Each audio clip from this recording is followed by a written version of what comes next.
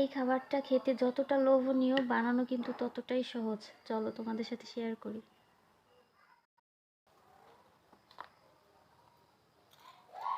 এই খাবারটা ছোটোবেলায় আমার আম্মু নাকি অনেক খাইতো, আমি অনেক আগে একবার খাইছিলাম।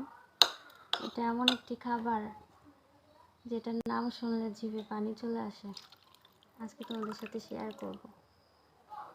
এখানে সিদ্ধ আলু ছোট ছোট করে কেটে নিছি, তার মধ্যে দিয়ে দিছি বিট লবণ, কাঁচামরিচ, চিলি ফ্লেক্স, চাট মশলা, আর হচ্ছে তেঁতুলের টক, মানে তেঁতুল ভিজাই রাখছিলাম সেটা। এটা নাকি এইভাবে পাতলা পাতলা করে খেতে হয়। দেখি কেমন হয়েছে।